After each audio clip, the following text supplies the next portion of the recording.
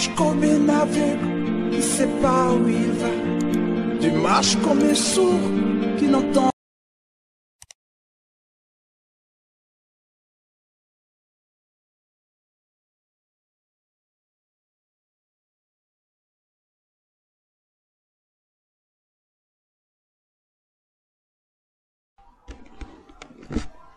Proverbe 15, le verset 24. Vas-y, frère.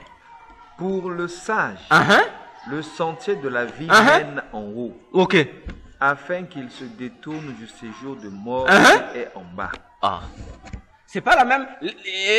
Proverbe 15, 24. C'est pas la même chose qu'on lit dans Luc ici. Il dit le sage, le chemin de la vie mène en haut. Pour qu'il ne se retrouve pas dans le séjour des morts qui se trouvent en bas. On comprend pourquoi Lazare, lorsqu'il meurt, il est transporté.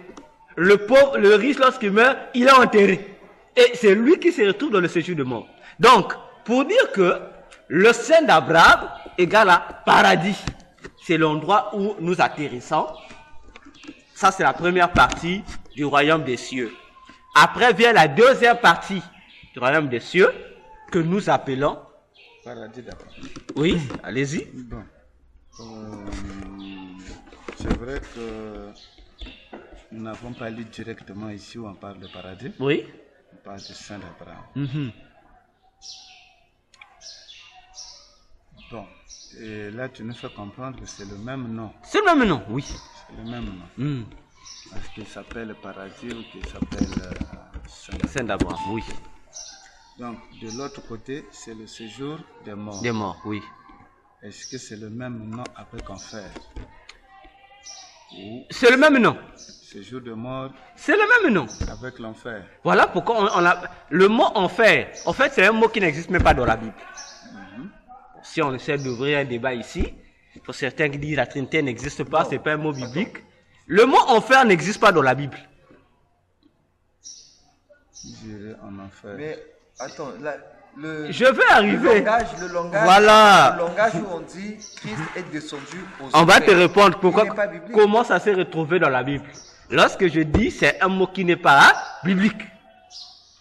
Le mot, ce mot-là. Ok? On dit séjour. Séjour. Mais un séjour, c'est quoi?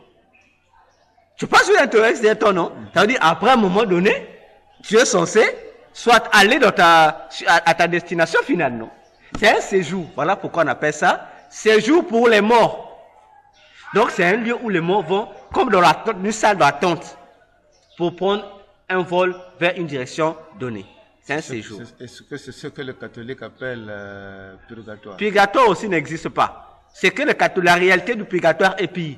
Parce que si les gens connaissaient la réalité du purgatoire, ça n'existe pas tel que les catholiques le font croire. Mais ça existe. Ça se trouve dans le séjour des morts. Donc si on t'amène au purgatoire, c'est même mieux pour toi que tu ne meurs pas. Alors, donc, séjour de mort, parce que les morts viennent attendre leur jugement dernier. Ils sont là, attendent. Donc, ils sont dans l'attente. Pourquoi on appelle ça séjour des morts. Or, la Bible nous montre que le séjour de mort se trouve sous la terre. Au-delà de la tombe. C'est pourquoi les Hébreux utilisent le mot Géhenne, qui signifie la tombe ou ce qui est au-delà de la tombe. De la tombe. Ok? Chez les Grecs utilisent le mot Hadès, qui chez eux veut dire Géhenne également. C'est le même mot que la Bible utilise. Or, Géhenne, Hadès, si on prend dans l'autre côté au-delà de la tombe, ça nous amène à ce qu'on appelle les régions inférieures de la terre. Autrement on dit sous la terre ou sous-sol ou souterrain. C'est ce mot-là que ça nous donne. Ok? Alors, d'où vient le mot enfer? C'est en latin. Parce que les régions inférieures de la terre, en latin, ça veut dire enfer. C'est pourquoi, on revient au passage que tu as évoqué, on dit Jésus est descendu aux régions inférieures de la terre. On dit dans les enfers. Voilà pourquoi les catholiques utilisent le mot, puisque eux ils se basent sur le latin, ils disent dans les enfers. Parce que le mot enfer veut dire une région inférieure de la terre, une région inférieure de la terre. Donc un sous-sol. Maintenant, Jésus est descendu dans plusieurs régions Donc voilà qu'on dit le mot les enfers. En tout cas, je dis, c'est pas un mot biblique. C'est les latins qui ont ramené ça. Pour ça, si on devait traduire en latin, ça dit enfer. Si on traduit en français, région inférieure de la terre. C'est ce que ça veut dire. Le mot inférieur, ce mot-là. Le mot enfer. C'est... Bon, c'est une parenthèse. Oui. C'est préparé par Dieu lui-même cet enfer-là. Allez-y. Pour une sanction à ceux qui n'ont pas choisi de marcher avec lui. Ou c'est le lieu où avait été précipité Lucifer. Non, ça n'a rien à voir. Dans Matthieu 25, le verset 41, à moins que je me trompe, Jésus a dit, l'enfer n'a pas été créé. Bon, pas l'enfer, je restaure le mot. La géhenne n'a pas été créée pour les hommes, mais pour Satan et ses anges. Ok? On va expliquer. Lorsque Jésus parle de la géhenne, il fait allusion aux régions inférieures de la terre. Mais il parle pas des régions inférieures de la terre, non. Il fait allusion à un élément, à une chose, à une réalité qui existe dans les régions inférieures de la terre. C'est là que les ignorants, excusez-moi, j'aime utiliser le mot à la place qu'il faut, les ignorants de la parole disent que lorsqu'ils entendent les gens dire on a vu X en enfer, on a vu Y en enfer, ils disent non, parce que l'enfer n'est pas encore ouvert. Mais comment les gens viennent dire qu'ils ont vu? Il y a deux tendances. Certains viennent dire non, soit les personnes la montent, c'est anti-biblique. Il y a d'autres qui disent non, soit ils voient ce qui aura lieu au futur. Moi je dis, les deux tendances-là sont en erreur. Ils doivent bien relire la Bible. Ils sont en erreur. Ceux qui pensent que ceux qui voient les gens en enfer sont en erreur, et sont en erreur. Ceux qui disent non, non, ce sont des événements futurs, et aussi sont en erreur. Parce que il existe deux enfers. L'enfer dans le sens où nous comprenons ça. Deux lieux que la Bible appelle enfer. Il y en a deux dans la Bible. Et c'est là que les gens ne font pas attention. Le premier enfer, humainement parlant, lorsque nous les chrétiens nous évoquons, pour évoquer le lieu où les morts vont, c'est ce que nous appelons couramment. En d'autres termes, la Bible dit le lieu de tourment. C'est le premier enfer. Pourquoi? Ça se trouve aussi dans les régions inférieures sur la terre. C'est le premier enfer. C'est là que c'est cet endroit que nous appelons séjour des morts. Maintenant, ça c'est là, on dit séjour, parce qu'ils sont en attente de quoi? La Bible déclare que dans Hébreux 9, le verset 7, non, Hébreux 9, le verset 27, que il est réservé aux hommes de mourir une seule fois, après quoi vient le jugement. Lorsque nous savons que le jugement dernier est fixé à son jour. Même la Bible répète que Jésus viendra juger les vivants et les morts. Or, puisque Jésus n'est pas encore arrivé pour faire le jugement, ces morts-là sont dans l'attente du jugement, dans le séjour des morts, qui est le premier enfer. Ok? Il y a un second enfer. C'est ce second enfer qui n'est pas encore ouvert. Qui va s'ouvrir au jugement. Voilà, c'est ce second enfer dont Jésus fait allusion dans Matthieu 25, le verset 41. Où seront jetés Satan et ses démons. Ce que nous appelons... la Bible appelle le lac de feu et de soufre. Et Apocalypse précise même que ce lac de feu et de soufre, ou le tank de feu, est encore appelé la seconde mort. Voyez-vous? Donc, lorsque les gens viennent dire, on a vu X en enfer, il ne s'agit pas de la seconde mort, le lieu du dernier lieu de enfer, mais il s'agit du premier enfer seulement, le lieu de l'attente, où les âmes des païens vont attendre leur jugement. Et Apocalypse explique même que, après le jugement dernier, le premier enfer lui-même, c'est-à-dire le lieu de tourment, le séjour des morts, lui-même et la mort seront également jetés dans le second enfer. Voyez-vous? C'est comme ça. Maintenant, si tu ne connais pas l'exemple de ces deux enfers, tu seras embrouillé. C'est ce qui embrouille les gens. Alors qu'il y a deux enfers. Il y a le premier ou la tente, et il y a le ségan, où on va jeter les gens après le jugement dernier. C'est deux. Donc ce qui n'est pas ouvert, c'est le ségan. Parce que le ségan ne sera qu'ouvert pour recevoir les gens qui seront jugés, pour être jetés dans le feu. Voilà pourquoi Jésus dit, allez dans le feu éternel. C'est là que Branham était dans l'erreur, lorsqu'il a dit, non, l'enfer n'était pas éternel. Il a confondu. L'enfer est éternel. L'enfer qui n'est pas éternel, c'est le premier enfer qui est le séjour des morts. Ça c'est temporaire. Parce que lui aussi sera jeté dans le feu éternel. Voilà. Hérité sur l'enfer. Maintenant la question. Non, le premier enfer sera jeté dans le second enfer qui est le feu éternel. Lui aussi sera jeté. Branham n'est pas aussi, puisqu'il a fait le culte. Lui aussi sera en enfer. Voilà pourquoi tous ceux qui suivent William Branham, comme ils ont William Branham a suivi Satan et ses anges déchus, ils vont en enfer. Tous ceux qui aussi vont suivre Branham, eux aussi, ils iront là où est leur maître. Ils iront là où est leur maître. Ça, il n'y a pas de débat. Si je suis, Paul a présenté Jésus. Paul est au ciel. Ceux qui ont suivi Paul, iront au ciel. Parce que Paul a dit, soyez mes imitateurs comme moi j'imite Christ. Bon, Branham nous a imité qui? Branham n'a pas imité Jésus. Branham a imité un faux Jésus qu'il a appelé l'ange de l'Éternel, pour ne pas l'appeler par son nom, l'ange de le Jésus d'Hoffmann, qui n'a rien à voir avec le Jésus de la Bible. Jésus d'Hoffmann. Oui. Ça c'est le nom de... C'est Jésus. Non, Hoffmann était un décorateur qui avait peint un Jésus. Et Branham a dit, le Jésus qui s'est révélé à lui là, il avait la même image que le Jésus d'Hoffmann. Mais l'image qu'a le Jésus d'Hoffmann, c'est l'image qu'a le Jésus des catholiques. Alors que l'image que les catholiques présentent pour Jésus, ce n'est même pas l'image de Jésus. Oh, attends, c'est Hoffmann qui peint le tableau de Jésus. Oh, non. Hoffmann a vécu à l'époque, la même époque, à peu près comme Branham, les années 1960 là. Hoffmann décorait. Lui aussi, il avait fait son portrait à lui, de Jésus. Hein, le Jésus que tu vois dans l'église du message. On met un portrait Jésus, un Jésus avec un vêtement, une robe rouge. C'est Hoffmann qui avait dessiné cela.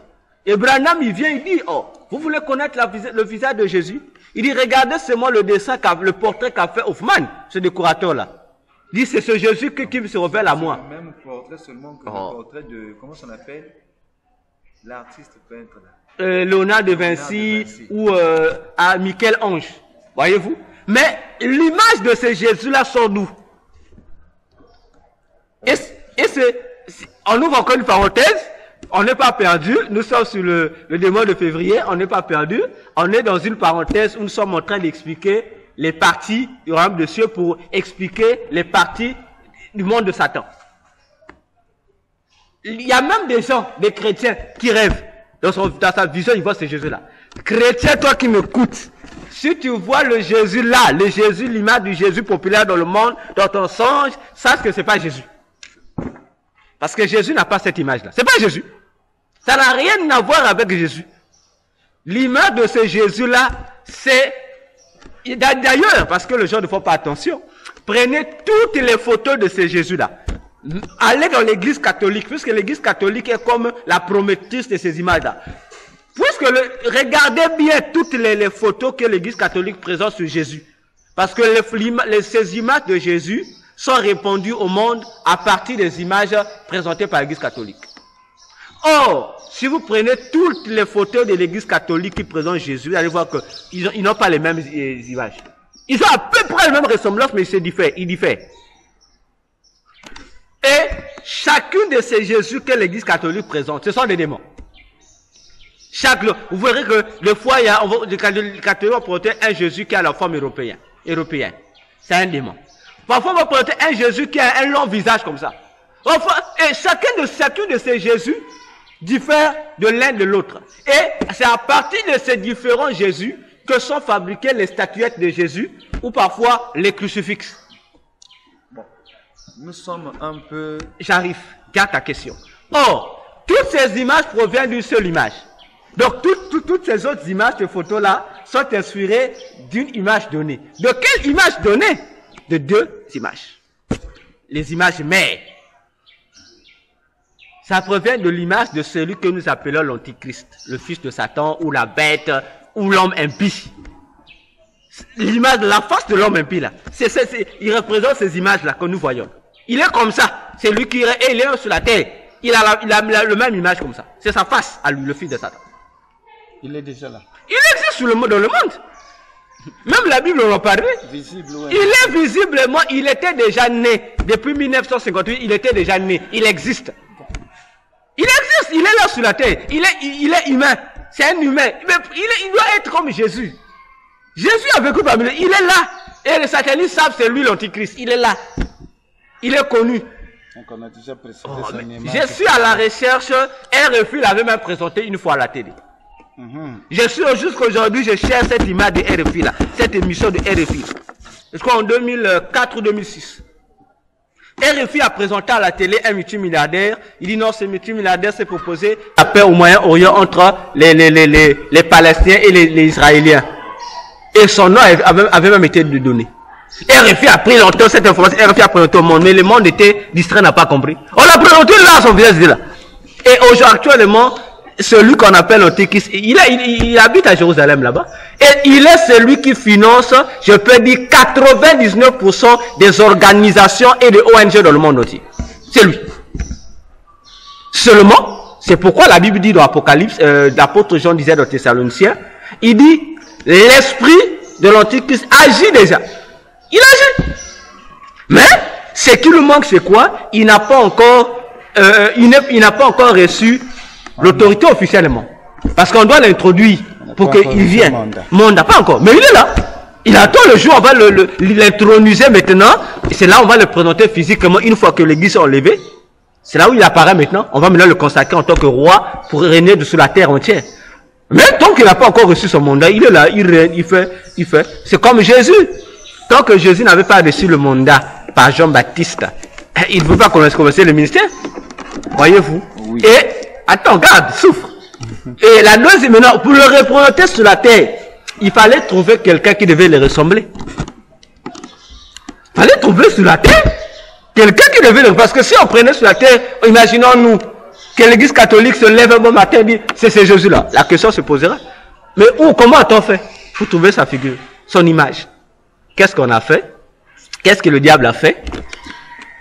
Le diable, il y avait un pape qu'on appelait le pape Alexandre. Le pape Alexandre, voilà, le pape Alexandre VI, je pense, 6, ou Alexandre 4 ou 6, hein, je pense que c'est 6, il avait un fils. Parmi ses fils, puisqu'il était polygame, un pape, hein, mais polygame, il avait plusieurs femmes. Et parmi ses enfants, il avait un enfant qu'on appelait César Borgia.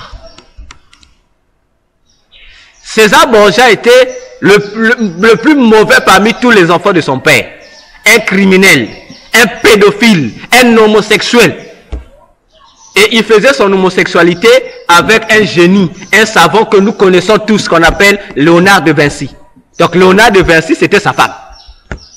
C'est une marque aussi de... Oui, c'est un savant. C'est un savant. C'est un savant aussi. Il est parmi les génies du monde, Léonard de Vinci. Alors, ce pape Alexandre VI, recevant ces histoires sataniques, va faire quoi? Il va appeler à cette époque-là deux grands décorateurs du monde, deux grands. C'est Léonard de Vinci et celui qu'on appelait Michel-Ange. Donc eux ils pouvaient te faire ton portrait, on croirait même que non, le portrait c'est seulement une personne qui s'est mise debout là. Il dit une compétition, il a mis son fils, il dit entre vous deux, celui qui réussira à bien faire le portrait de mon fils César Borgia, c'est celui-là que je vais élever. Il y a une compétition. Et César Borgia, c'est celui le plus méchant. Oui, le plus mauvais, le criminel qui a même violé ses sœurs à mettre plus, qui a même tué son grand frère pour prendre la femme de son frère. Et c'est lui-même que le pape va même élever dans les hiérarchies catholiques. On va lui donner un grand poste parmi à cette époque ceux qui étaient les dignitaires catholiques. Un sanguinaire comme cela. Cardinal. Parce que voilà. Savait justement qui il était. Mais oui. Déjà, dès qu'ils sont là, dès que le concours va se terminer, on va comparer le portrait fait par Michel-Ange et par Léonard de Vinci. Celui qui correspondait sataniquement, c'était celui de Léonard de Vinci. Et c'est à partir de cette image-là le pape dit, notre Jésus ne doit pas avoir la forme puisque à cette époque, il y avait une guerre entre les musulmans et les catholiques. Il dit, moi, je veux pas que mon Jésus soit comme un musulman.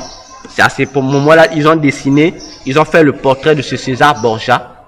C'est cette image de ce PD, de cette criminel, de ce grand païen. À partir de ça, maintenant, qu'on a commencé maintenant à représenter l'image de Jésus qui figure aujourd'hui. Quoique parfois, il y a des nuances. C'est à partir physique que sur la terre, c'est à partir de l'image de ce PD-là. Quand on nous présente Jésus, même dans les films, Jésus mince comme ça, mince comme ceci. Ceux qui doutent, faites des recherches. Tapez sur Internet César Borgia. Regardez le visage qu'on va prendre. C'est pas le Jésus qu'on va nous présenter ici. Voilà comment les images de Jésus sont répandues dans le monde aujourd'hui. Alors, frère Mercia, ta question. Quelle était ta question? Jésus a vécu pendant son époque. Oui. Et après son époque, il est parti. Maintenant, pour trouver l'image de l'Antichrist, puisque Borgia n'a pas vécu, c'est-à-dire que Borgia a existé, oui, si nous pouvons le dire, bien avant l'Antichrist actuel. Oui. Sauf si vous me dites que l'Antichrist existe depuis ce temps. Non, l'Antichrist est né, est officiellement né, reconnu dans le monde de Satan en 1958. En 1958. Officiellement né. Borgia a existé. Avant? C'est avant. Oui. Donc, la question est, est-ce que Borgia ressemblait réellement à l'Antichrist comme tel? Mais l'Antichrist existait avant César Borgia, c'est un esprit, c'est un démon. C'est un démon. Je parle de la c'est ce que je dis, non? C'est un démon, oui, c'est un démon. Déjà, lorsque eux, ils vont dans le monde astral, c'est-à-dire dans le monde satanique, ils voient les démons comment sont-ils? Ils prennent l'image, ils disent, bon, on doit trouver, puisque tu n'as jamais rencontré en route quelqu'un qui me ressemble. C'est comme ça. Et ils cherchent des ressemblances comme ceci. On dit, bon, le pasteur Nestor est mort. Bon, on veut créer un film du pasteur Nestor. Ils vont faire la recherche de quelqu'un qui a à peu près les mêmes ressemblances que le pasteur Nestor. On a le film de Lumumba. Regardez l'homme qui a tourné le film de Lumumba. Si tu vois de loin, mais si on te rapproche, tu dis, il ressemble. Quoi que ça soit pas textuellement, mais il y a des ressemblances. C'est comme cela que ça se passe. C'est comme cela que les choses se passent dans le monde, sur la terre et dans le monde. C'est comme cela. De l'autre côté, l'Église catholique dit que quand Jésus était mort, il y a Marie, avant sa mort, pendant qu'il est sur le chemin, comme on le dit dans l'Église catholique, le Saint-Souhait. Voilà. Ça, c'est une fabrication montée de toutes pièces par le monde satanique. C'est faux. Cette histoire n'a jamais existé. Ce n'est même pas une histoire vraie. C'est un mensonge. C'est un mensonge qui a été conçu par Satan pour divertir les gens. La preuve. Prenons l'image cette image du Saint-Suaire qu'on appelle Saint-Suaire là. Prenez cette image là. Comparez. Vous allez voir que c'est la même chose. Ça n'a rien à voir. Ça n'a rien à voir. On dit une fois, on nettoie le village, l'image est restée. Ça, c'est un mensonge. Et tous les satanistes savent, les qui sont dans le haut, qui participent aux réunions, savent que c'est un montage. C'est ça en fait. Pour divertir les gens. C'est un montage. Pour divertir les gens. Voyez. Et le Jésus que les témoins de Jéhovah présentent là, la forme de ce Jésus là, ça n'a rien aussi à voir avec Jésus. L'image que les témoins de Jéhovah présentent Jésus, l'image de ce témoin de Jéhovah là, le Jésus qu'il présente, c'est un démon. Les démons qu'on appelle le démon du tonnerre, que nous appelons Zeus. Voilà. Qu'on appelle encore ailleurs Jupiter. C'est Jupiter qu'on représente là-bas. Ça n'a rien à voir, c'est pas Jésus. C'est ce démon que les témoins de Jéhovah représentent là-bas. Ça n'a rien à voir avec l'image de Jésus. Voilà. Parce que les catholiques nous présentent un Jésus chétif. Mais Jésus n'est pas chétif. Il est costaud. Il n'est pas chétif comme ça. Il est costaud. Mais Isaïe dit qu'il n'avait pas la force. Ça aussi, c'est l'erreur que commettent les enseignants de la parole. J'écoute cela. Jésus n'était pas beau. C'est lui qui dit que Jésus n'a pas compris la Bible. Et on fait dire à Ésaïe 53 ce que Ésaïe n'a jamais dit. C'est ça l'esprit prophétique. Avant de parler, parce que les gens se précipitent à contredire l'église catholique. Mais non, pasteur. Pour aller combattre l'adversaire, il ne faut pas aller combattre l'adversaire avec de fausses preuves. Même au tribunal. Même si l'adversaire a tort, tu amènes de fausses preuves. Ah non, là c'est toi qui es tort. Il faut combattre l'adversaire avec des preuves véridiques. Pour s'opposer à la beauté de ce Jésus catholique, on dit non, Jésus n'était pas beau. J'ai même entendu un docteur de la parole dire en pleine télévision que Jésus n'était pas beau. Il avait le même visage que l'hippopotame. Ah, quel blasphème! Alors que nous qui avons la grâce de voir Jésus, Jésus est beau. Parce que Jésus est beau. Si Satan est beau, pour quel le mot qu'on va, on va dire que Jésus, extra c'est petit. Supra c'est petit. Donc on dit, c'est-à-dire qu'il n'y a même pas un mot. Donc on peut dire, si le mot existe, hein, si on peut le dire. Donc Jésus est extrêmement, immensément beau. Il est très beau. Lorsque Ésaïe 53 parle de Jésus, ah, mais pourquoi les gens veulent déformer le contexte? Prenons Ésaïe 53. Parce que les gens le prouvent avec l'évangile. Prenons Ésaïe 53. Comment on peut dire que Jésus était vilain? Non, il n'était pas beau. Jésus est beau. Il n'est pas vilain. Oh.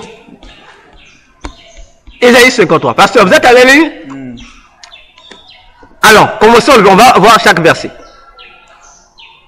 On commence au premier. Oui. Déjà le verset 4 explique. Voilà. Qui a cru à ceux qui nous étaient annoncés. Qui a reconnu le bras de l'Éternel. Ok.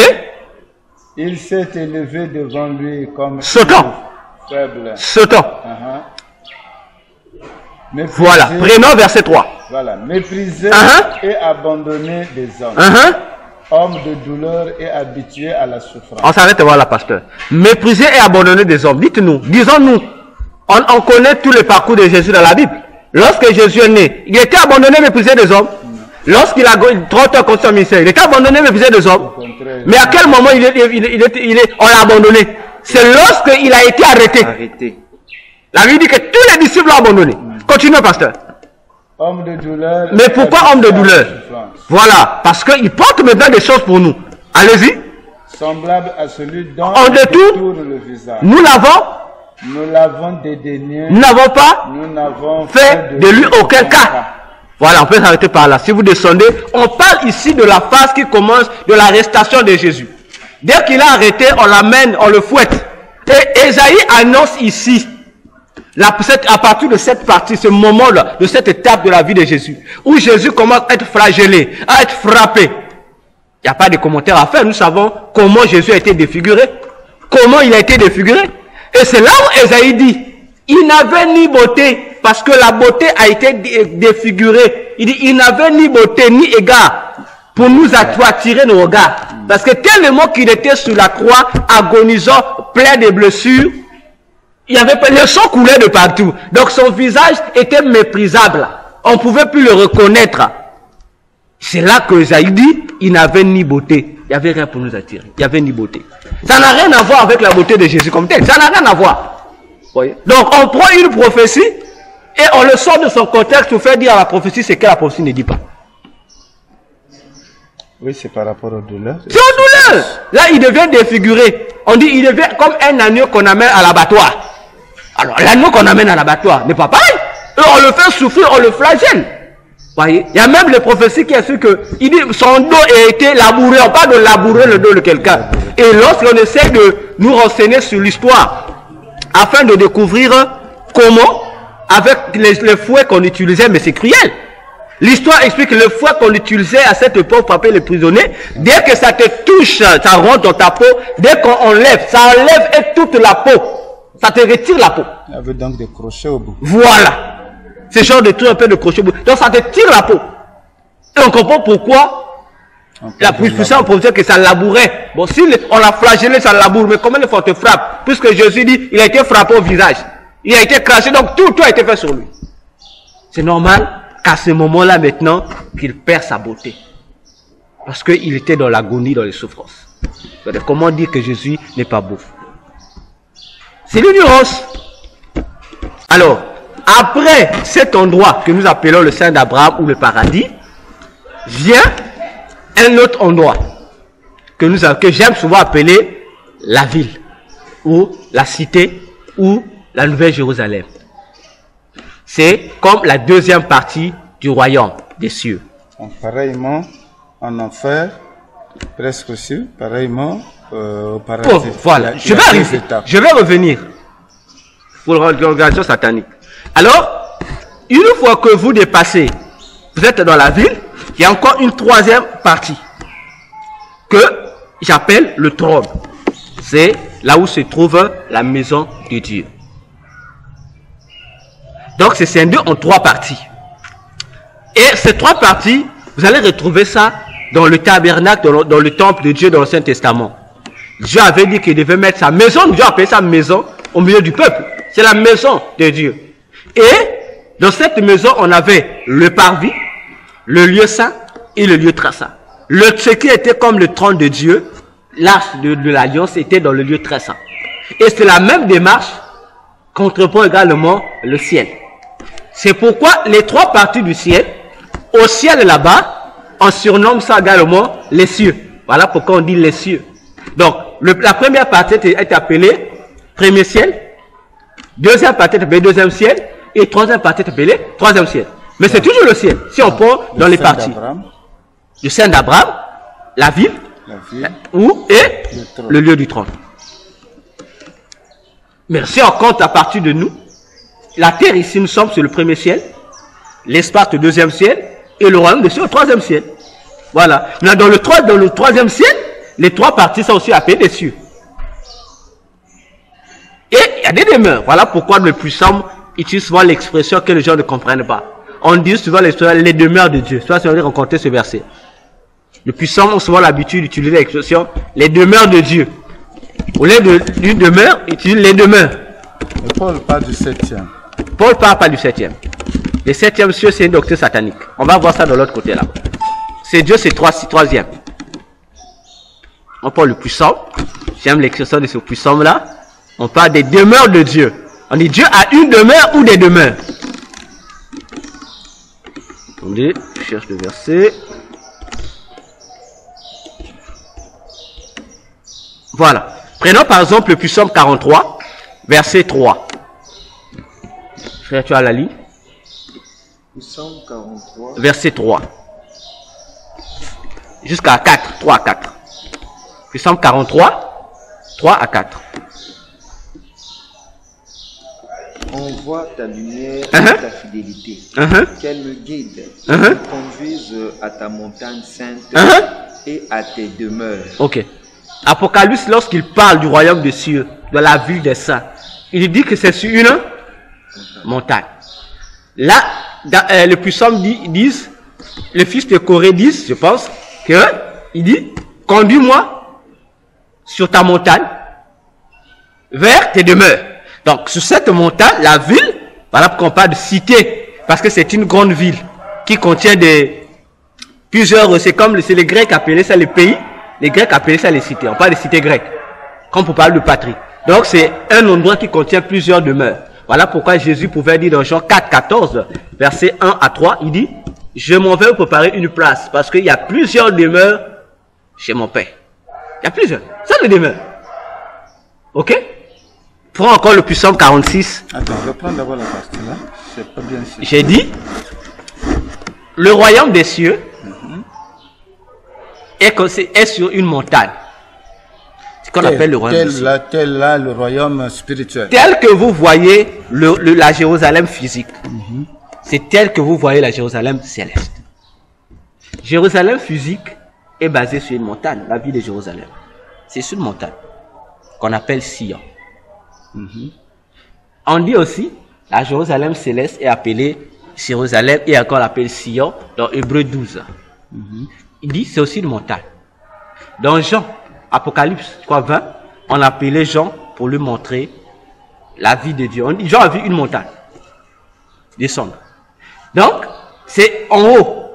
Donc, vous avez la première partie qui est en bas, ça monte. Vous avez la ville. Et au-dessus encore, vous avez, voilà, c'est comme ça que c'est constitué.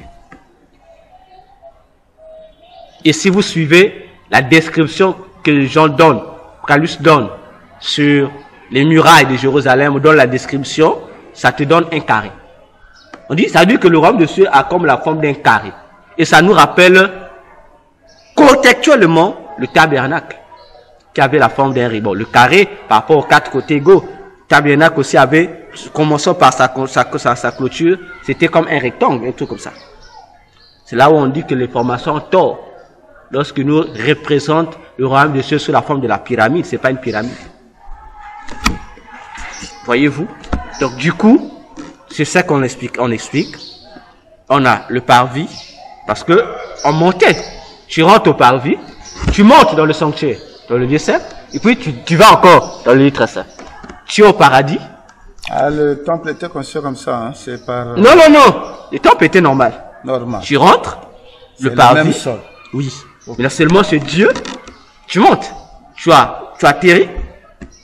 Faut monter. Troisième partie, troisième. C'est pourquoi Paul dit.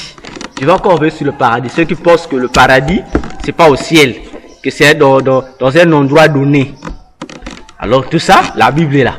Mais les gens ne veulent pas lire pour donner des philosophies bizarres. Nous allons lire 2 Corinthiens 12. On va écouter ce que Paul lui-même a vécu. Il faut se glorifier. Verset 1er jusqu'au verset 5. Ce n'est pas bon. Il dit, il faut se glorifier. Cela n'est pas bon. J'en viendrai néanmoins à des visions et à des révélations du...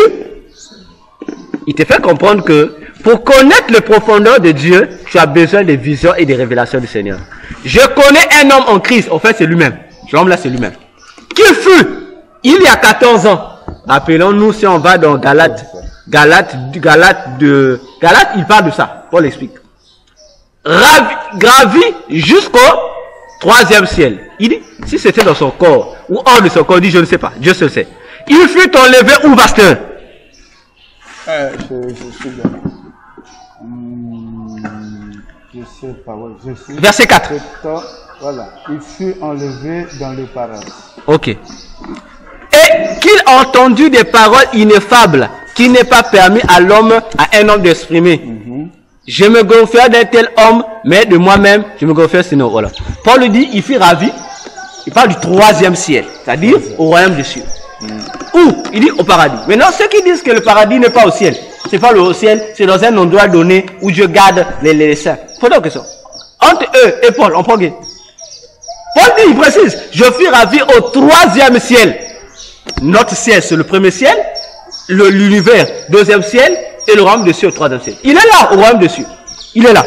Mais il atterrit, il dit au paradis.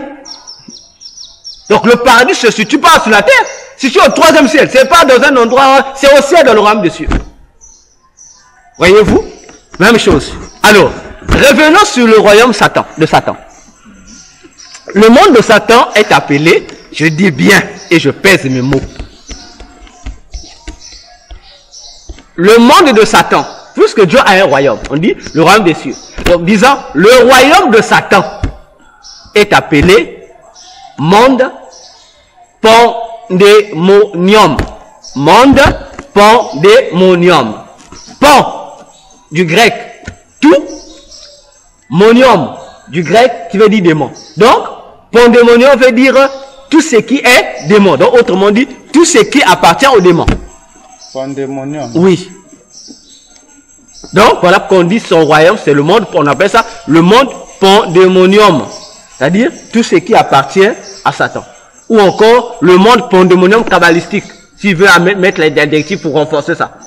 C'est ce qu'on appelle le royaume de Satan. C'est là que vit Satan. Maintenant, le monde pandémonium également est reparti en 3 parties. Lui aussi, il est subdivisé en 3 parties. Il y a une partie qu'on appelle,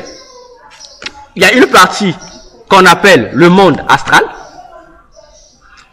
Il y a une partie qu'on appelle le monde polion. Et il y a une partie qu'on appelle le monde Tartarius. Ou encore, tu vois, souvent dans les films antiques, on parle du monde Tartare. Deuxième, c'est quoi? Monde. On a le monde astral. Le monde astral, c'est ce que nous appelons le séjour des morts. Hein, naturellement, le monde des morts. Il y a le monde de Polion. Polion, hein? Oui, Polion. Et il y a le monde Tartarius. C'est-à-dire dans le monde des airs. Donc c'est réparti en trois parties. Monde de Tartar. Tartarius. Tartarius. Comme Tartar. Tartarius. Monde de Tartar. Voilà. Donc, c'est là, donc c'est à toi de diviser ça ici. Et à l'intérieur de chaque partie, il existe des mondes, d'autres mondes, des sous-mondes, des sous-sous-mondes. Donc, eux appellent souvent ça dans l'expression sphère, univers, département. C'est ce qui parfois fait la confusion. J'entendais un magicien. C'est quoi? Pardon? Le premier, c'est séjour de mort. Non, bon. Le premier, c'est Tartarius. Le monde Tartarius. Le monde Polion. Et le dernier, c'est le monde astral. Ok. Et ça correspond à... Les trois parties qui composent le royaume de Satan, qu'on appelle le monde pandémonium. Okay. C'est là où les gens ne comprennent pas. Vous voyez, un magicien venait parler, disant le deuxième monde. Il parle du deuxième monde. D'autres venaient parler, non, le monde parallèle. D'autres venaient parler, non, le monde chromanium, ou le monde cosmique. Chaque magicien apporte un nom. Or, ces noms-là sont liés dans les différents sous-sphères qui se trouvent dans chacune de ces trois parties. C'est comme je suis au Congo. Je suis à Pointe-Noire. Je me dis, je veux me présenter. Je dis Pointe-Noire. Et à Pointe-Noire, il y a un nom. On dit Ponton. J'étais à Ponton. Ponton. Bon, maintenant, à Pointe-Noire, il y a des quartiers. Bon, il y a des magiciens, parfois, ils travaillent dans le monde Tartarius. Mais dans le monde Tartarius, il y a plusieurs milliers de départements. Il peut travailler dans un département donné. Et le département dans lequel il travaille peut être appelé le monde parallèle. Lui dira, j'ai travaillé dans le monde parallèle. Parfois, un autre département qu'on va appeler le deuxième monde. Et du coup, puisque c'est un même royaume, c'est comme on a dit le royaume des cieux. On peut dire le royaume du Père, ou on peut dire le royaume des cieux, ou le royaume de Christ, ou le Saint d'Abraham, ou le paradis. C'est le qualificatif parce que ça compose ce royaume-là. C'est comme ça qu'on appelle le monde de Satan. Les sorciers ne font même pas partie du monde de Satan. Le monde des sorciers. Ça ne fait même pas partie du monde, c'est même pas dans le monde pandémonium. Dans ces trois mondes-là, les sorciers... Le monde des sorciers n'est pas du monde. Mais ils sortent. Ah! Ce sont des agents de Satan, mais leur monde, c'est dans notre monde. Ils sont plus inférieurs dedans. Mais oui, ils ne sont même pas là. Donc le monde des sorciers... Ce n'est même pas le parvis de son royaume. Ce n'est même pas. Donc le monde des sorciers se trouve incrusté dans notre monde. Donc le monde des sorciers se trouve juste, je peux dire, à quelques mètres de nos têtes, à quelques mètres de nos têtes seulement. C'est là où se trouve le monde des sorciers, qui est également composé de trois parties. Il y a le premier monde des sorciers, le deuxième monde des sorciers, le troisième monde des sorciers. C'est comme des espions de ce royaume-là. Voilà. Donc, voilà pourquoi je me moque des chrétiens qui partent longtemps à combattre les sorciers. Parce que ils sont même des chiens, ils sont même pas puissants. Donc, ils sont même pas considérés, donc, s'il faut dire, parmi les grands puissants de Satan. Donc, ils sont même pas dans le monde de Satan, ils sont même pas. Ils rentrent même pas là-bas. Ils sont même pas. Donc, voilà, pour essayer... Alors que c'est tout un enseignement dans les églises. Voilà. On passe les gens le temps à combattre les sorciers, Mais là, le jour où vous allez vous mettre à combattre maintenant, ceux qui sont dans le monde de pandémonium, vous allez faire comment? Notre parenthèse. On revient. Donc, et je parlais des démons, femmes et maris de nuit. Ok? Déjà, ils sont dans le monde pandémonium, les esprits que nous appelons femmes et maris de nuit, ils ne sont que une partie dans la catégorie des démons qu'on appelle les démons de la sexualité. Ils sont qu'une partie. Parce que nous, on pense que les femmes et les maris de nuit sont les esprits de la sexualité. Non, eux, ils sont qu'une composante aussi. Dans le monde de Satan, il n'y a que 8 catégories. Plutôt, il y a que le monde, les esprits de la sexualité ils sont 8 catégories seulement. Ils sont que 8. 8 catégories ou 8 groupes. Répartis en 8 groupes seulement. 8 groupes. Un jour, on va étudier tous ces groupes-là. Donc, tu dis, les maris et femmes de nuit ne sont que... Ils sont répartis dans le monde pandémonium comme 4 catégories ou 4 départements. Ou 4 groupes. Oui, plutôt 8. 8 groupes. Ils sont que 8 groupes. Et les esprits qu'on appelle femmes ou maris de nuit, ils font partie des groupes. Mais ce ne sont pas eux, et ils sont que des groupes. Parce que parmi les esprits là, et il y a même aussi une erreur que nous faisons. Nous, les hommes de Dieu, nous les églises, on confond femme et mari de nuit au succube et incube. On se dit c'est la même chose. Non, pas la même chose. Oui, c'est ce que je... C'est pas la même chose. Les incubes et succubes sont une autre catégorie. Les femmes et maris de nuit aussi, c'est une autre catégorie. Ils sont pas pareils. À ce moment-là, vraiment, c'est difficile d'avoir la victoire. Parce que tu es en train de combattre X, mais tu cites le nom de Y. Je dis, mais moi, c'est pas moi. Il va résister. Mais c'est là où on dit, c'est là qu'intervient l'importance de la révélation. C'est pourquoi on va remarquer, les mêmes femmes et maris de nuit qu'on chasse, c'est les mêmes qui reviennent. Même les fantômes font partie de la catégorie, des 8 catégories, que nous appelons les fantômes.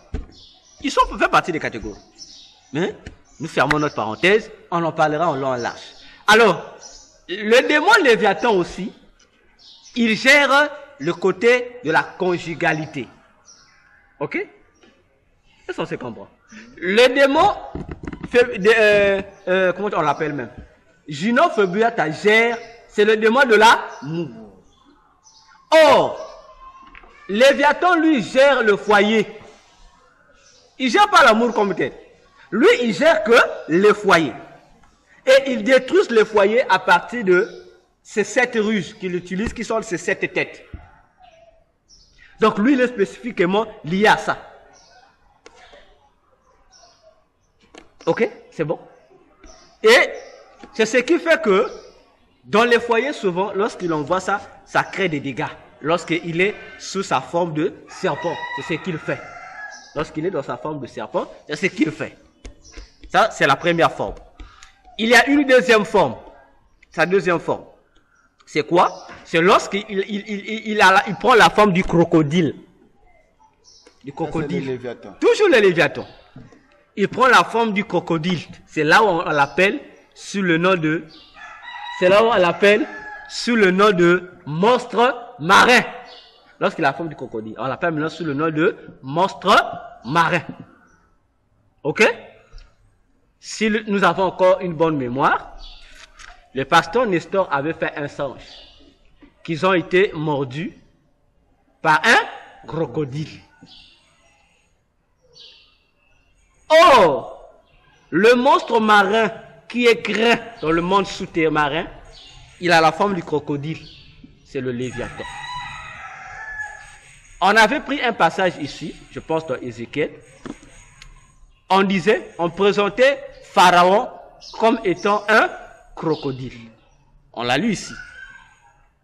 Oh, si vous regardez bien Pharaon, vous allez remarquer ce qui faisait la représentativité du pouvoir de Pharaon. Il y avait physiquement, à l'œil nu, il y avait 2 symboles. Il y avait le naja, c'est-à-dire, et en égyptien on appelle ça le serpent, et venait le lion. Vous n'avez jamais fait attention. Il y a un truc là, la partie là, ça donne la forme, c'est vrai, mais c'est un lion. Donc, voilà. Mais le serpent n'a pas la forme. Voilà. Il a le naja, le serpent, il a le lion. Et on lui dit encore qu'il est aussi un crocodile. Donc au total, il a avec lui 3 formes. Mais la forme crocodile est cachée. Et on dit, le fleuve, le Nil l'appartient. Mais depuis quand Pharaon a-t-il réclamé, que même lorsqu'on lit la Bible, il réclame que le Nil appartient? Voyez-vous? Or, le Naja, les Égyptiens disent que c'est la divinité protectrice du royaume de l'Égypte, qui protège l'Égypte, et le Pharaon. Donc si tu attaques Pharaon, si tu as le serpent qui met là, donc si tu attaques Pharaon, c'est le serpent, elle dit c'est une déesse, c'est elle qui se lève pour agir. Et le lion là représente aussi un démon qui protège le Pharaon, qui gère la royauté du Pharaon. Or, si c'est le Nil qui fait l'Égypte, on dit que dans le Nil appartient à un crocodile. Voyez-vous?